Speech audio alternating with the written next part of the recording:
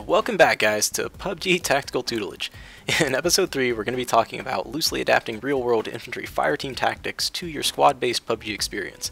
I'm super stoked for this one, as so far I've been primarily talking about interiors, and most of the game obviously occurs outside. So this is part 1 of 2 episodes on basic fireteam movement and battle drills, so keep an eye out for that next joint too. Alright, first up we're going to look at a few fireteam formations we can use. Second we're going to look at roles within the fireteam, and then lastly we're going to talk about some ways to quickly and concisely and efficiently communicate within your fireteam. If there are things in this episode that you're like, what does that word mean, wait for the next one and the sort of reference back and forth, and they'll make a lot more sense together. Alright, let's look at these formations real quick. This is file, this is wedge heavy right, this one is then wedge heavy left, then we're going to go to echelon left. This is echelon right. We're going to go into a diamond. And last but definitely not least, this is line.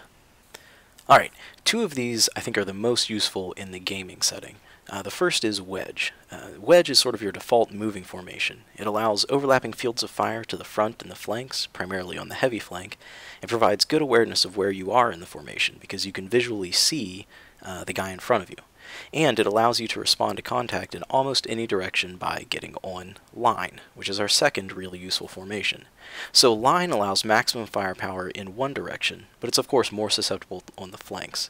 This is most useful when, say, assaulting forward or responding to contact in a given direction, or advancing when contact is known or expected to the front. Referred to as getting on line, this is part of the default response to contact. I mean by that, say we're moving in wedge and we take contact to the front. The first action, and this is all else being equal, no cover, just wide open fields or whatever, is going to be to get on line and return fire to try to gain some kind of fire superiority in order to suppress that contact. From that point there are several different actions, breaking contact in different directions, assaulting the contact, and we'll look at those in the next episode on fire and maneuver. But for now, keep in mind that line gives you maximum firepower in whichever direction you're facing. Okay, a quick note here, line is also extremely useful for cresting hills, which is the term for coming over the top of a ridge, which means you come into the view of everyone on the other side. And a quick tip, don't hang out while skylining on the ridge, being silhouetted by the sky behind the crest of the hill. Alright, 2 more advanced but still useful formations are file and echelon. File is ideal for moving in defilade. Defilade is the term for any terrain feature that keeps you below the line of sight of players outside that defilade. Think of a valley. So before you crest a hill, you are in defilade. Once you crest the hill, you're no longer in defilade, you can be seen. File also allows you to easily respond to threats on the flanks, because from their perspective you're already on line, right? Echelon can also be a useful formation for when contact is expected in a certain area, front, left, or right, but the exact location is unknown, or when, like, sweeping down a hillside, or occasionally to allow the fire team to stay out of view of a particular terrain feature or known contact, like behind a building.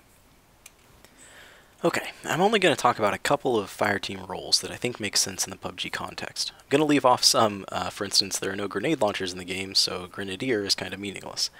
Fireteams can be split into 2 pairs, which are usually referred to as buddy teams, Buddy 1 and Buddy 2. Buddy 1 usually consists of the fireteam leader and the support gunner or automatic rifleman. Here's the really important part. When contact is known or expected, your buddy team works as a single unit. If we're assaulting, both members of the buddy team are assaulting. If we're suppressing, both members are doing that. It should never be the case that a single team member is doing anything in isolation, apart from maybe looting in the early phase. Alright, so Buddy 1. The fireteam leader. Now I'm going to do a whole episode on team leading, but for now let's just point out that the fireteam leader's role is generally to make sure the rest of the team is in the best position to succeed. That's his primary task, even ahead of actually engaging targets. It's more than just deciding where to drop or where to go. It's making sure everyone has medical supplies and boosts, especially if you're riding the blue, keeping an idea on how much ammo the team has, making sure everyone has a decent position when holding a building or other positions so that all the angles are watched and there aren't any massive blind flanks. This is referred to as 360 security, by the way.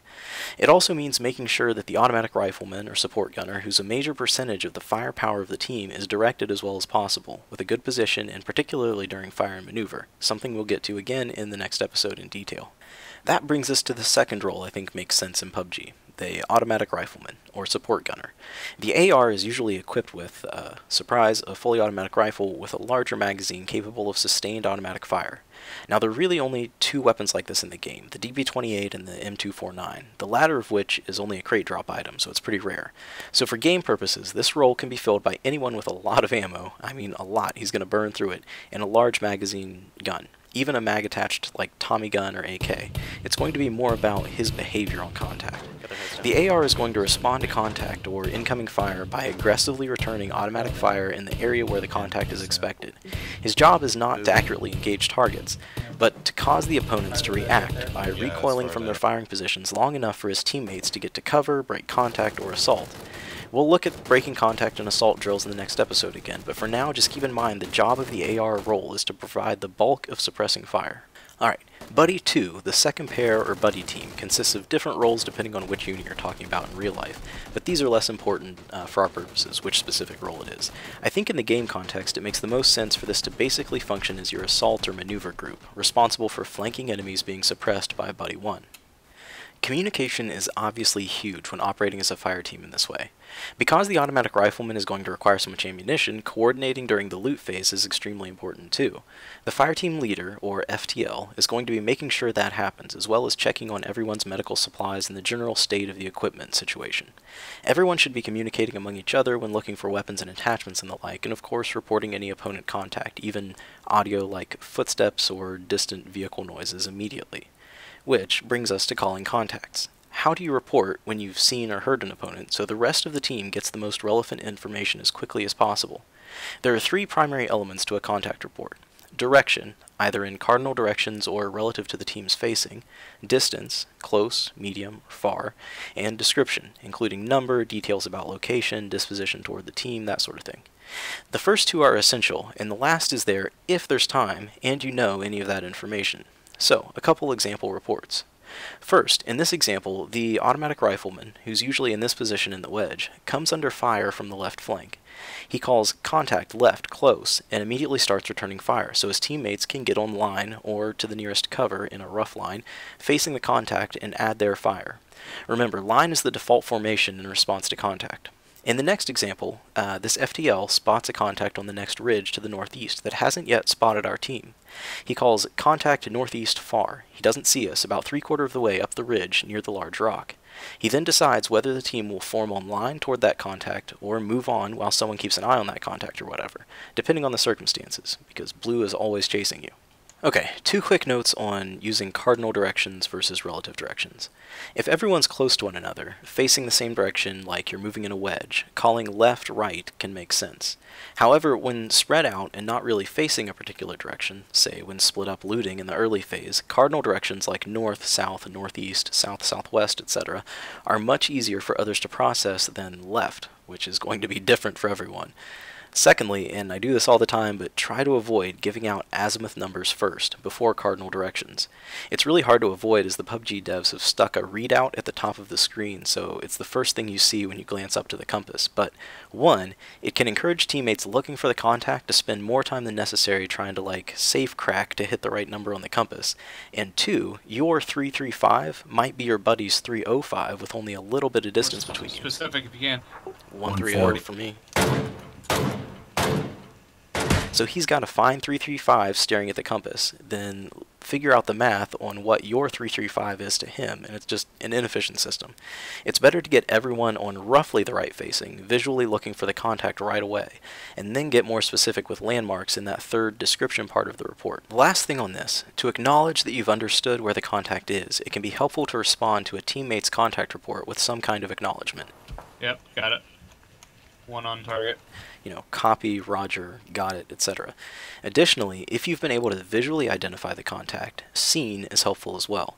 If we're all going to engage someone that hasn't yet seen us, it would be best if we all know how many guns we have on him before we start shooting. Also, not seen is a really quick and easy way to tell the rest of your teammates that you need more information before you can get on target. Alright, that's it for this week, guys. I think the big takeaways from this episode that you can implement immediately and see an improvement are using good, concise contact reports and the use of suppressing fire. I almost never see anyone suppress in the game, and it's honestly really effective. I've forced people to run out of cover and into the view of teammates just by shooting near them on a couple of occasions, and the few seconds you buy your team could mean the difference between some bland veggie snack and a full-on chicken dinner. So give it a try, let me know how it goes, or if you've used any of these tactics in the comments. If you want to see more of this kind of content, like and subscribe. Sweet poultry to all, and to all a good night.